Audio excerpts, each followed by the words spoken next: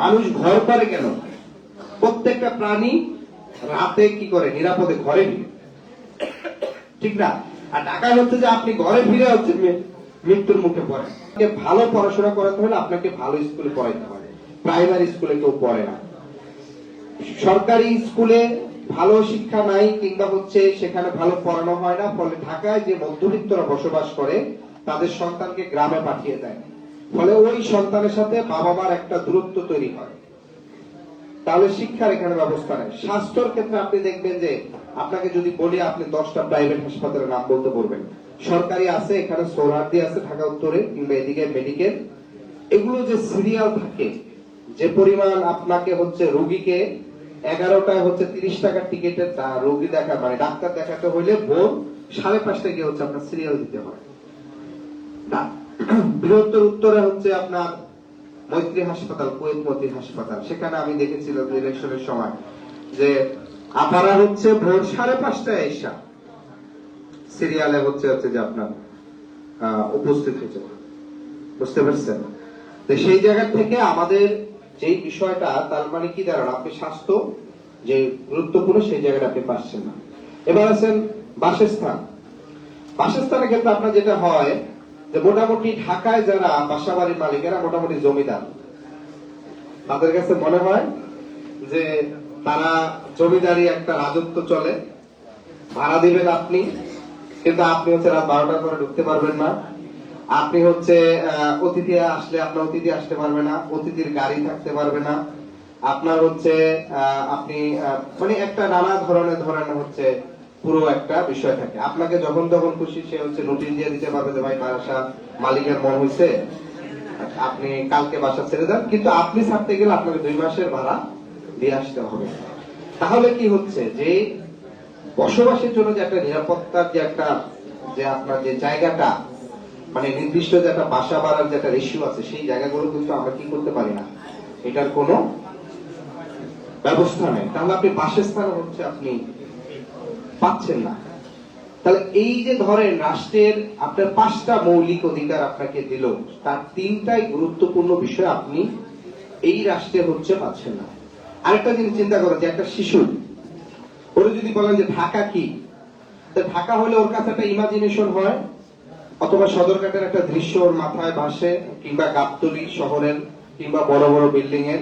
আর ভাবে যে ঢাকায় হচ্ছে পানিতে দুর্গন্ধ আসে, জ্যামে বসে থাকতে হয়, আত্মীয় স্বজনের বাড়িতে ফোন দিলে অনেকে রেসপন্স করে না, কারণ ঢাকায় তো মানে নিজেরই তো থাকাটা কষ্টকর, আত্মীয় স্বজনরে তো রাখার মতন আসলে ওই পরিবেশ থাকে না। কিংবা হচ্ছে যাত্রাবাড়ি গুলিস্তান গেলে পকেট মার হয়, মানে একটা কি হয় যে নিষ্ঠুর শহর, একটা অমানবিক শহর। ফলে ও কিন্তু ঢাকাকে এইভাবে চিন্তা করে কিন্তু বড় হয়। ফলে একটা ছেলে, একটা শিশু যখন এই চিন্তা নিয়ে বড় হয়, তখন দেশের প্রতি কিন্তু ওর কিন্তু একটা যে দেশাত্মবোধ, মানে দেশের প্রতি যে মায়া, এই জায়গাটা কিন্তু খুব সহজেই কিন্তু ওর ভিতরে সেই জায়গাটা তৈরি হয় না। আমরা আজকে আমাদের জাতীয় নাগরিক পার্টির পক্ষ থেকে আমাদের 5টি সিটি কর্পোরেশনে আমাদের প্রাথমিকভাবে মনোনয়ন চূড়ান্ত করেছে। আমি চিন্তা করছি আপনাদেরকে নিয়ে, আমাদের পুরো ঢাকা উত্তরে যেহেতু আমার দায়িত্ব, যে আমরা এখানে জাতীয় রাজনীতির পাশাপাশি আমাদের নগর কেন্দ্রিক আলাদা একটা রাজনীতি দাঁড় করাতে হবে। সেজন্য আমি চিন্তা করছি আমরা 3টা শব্দ ঢাকা নিয়ে আমাদেরকে প্রথমে করতে। প্রথম হচ্ছে সবচেয়ে বাসযোগ্য, অন্তত বসবাসের একটা যোগ্যতা যেন ন্যূনতম থাকে।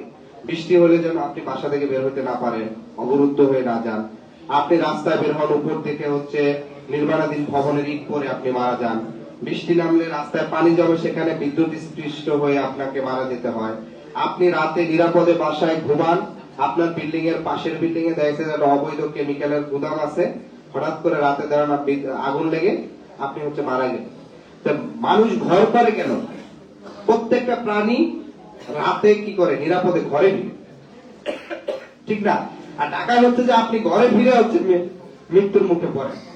জিনিসটা তো নিরাপদ বাসস্থান হলো না। ফলে আমাদের যেটি করতে হবে যে 3টি মোটো নিয়ে আমরা হচ্ছে কাজ করব। প্রথমত হচ্ছে ঢাকাকে আমাদের বাসযোগ্য করতে হবে। এটা হচ্ছে আমাদের প্রথম একেবারে লক্ষ্য। 2 নম্বর হচ্ছে নিরাপদ করতে হবে। 3 নম্বর হচ্ছে আমাদেরকে এটা একটা ইনসাফের নগরী পরিণত করতে হবে। তিনটার স্তর আছে, মানে আপনি প্রথমে যদি বাসযোগ্য করতে না পারেন তাহলে আপনি ইনসাফের নগরী করবেন, এইটা আসলে বলাটা আসলে তখন ইম্পসিবল, কিংবা এটা আসলে তখন বলা যায় না। মানে আপনি প্রথমেই আপনার বসবাসের ন্যূনতম যে জায়গাটা করতে হবে, বসবাসের জন্য আমাদেরকে যেটা ন্যূনতম যে জিনিসটা করতে হবে, আমরা যেটা দেখি যে সবচেয়ে বড় যে সমস্যাটা এখানকার ট্রাফিক, এখানকার বর্জ্য ব্যবস্থাপনা এবং আইন শৃঙ্খলার একটা খুব বাজে অবস্থা। এখন আইন শৃঙ্খলা হচ্ছে ডিএমপি কমিশনার আন্ডারে, বর্জ্যটা শুধু বর্জ্য ব্যবস্থাপনা সিটি কর্পোরেশনের আন্ডারে আছে। মাঠ ঘাট যেগুলো আমরা উদ্ধার করতে চাই সেগুলো হচ্ছে রাজধানী উন্নয়ন কর্তৃপক্ষের তত্ত্বাবধানে। আপনার বসবাসের এলাকায় যে কেমিক্যালের অনুমোদন দেয় সেগুলো হচ্ছে পরিবেশ মন্ত্রণালয়, কিংবা হচ্ছে আপনার রাসায়নিক সহ শিল্প মন্ত্রণালয়। তাহলে আপনার কি হলো, আপনার এই জিনিসটা আপনি চাইলে সিটির যে মেয়র থাকে, ওয়ার্ড কমিশন আছে, চাইলে অনেক কিছু করতে পারে না। ফলে এখানে আমাদেরকে যেটা করতে হবে, আগামীতে বাংলাদেশকে বাঁচাতে হলে, বেশ অনেকগুলো রাষ্ট্রে এই মডেলটা আছে যে সিটি সরকার, নগর সরকারের ধারণা, নগর সরকারের জন্য আমাদেরকে একটা নাগরিক আন্দোলন গড়ে তুলতে হবে।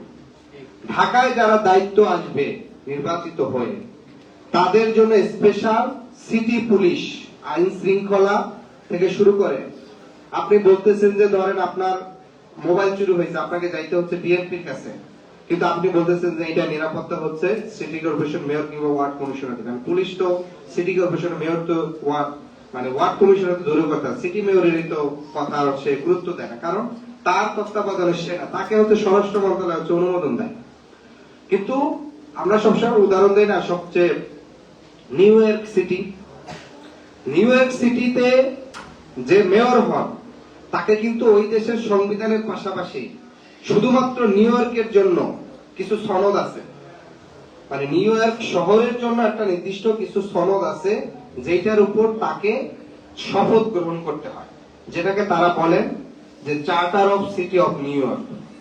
অর্থাৎ ওই সিটির যে মেয়র হন সে সংবিধান এবং ওই শহরের জন্য নির্দিষ্ট কিছু নীতিমালা আছে, সেই নীতিমালার উপর তাকে আলাদাভাবে শপথ গ্রহণ করতে হয়।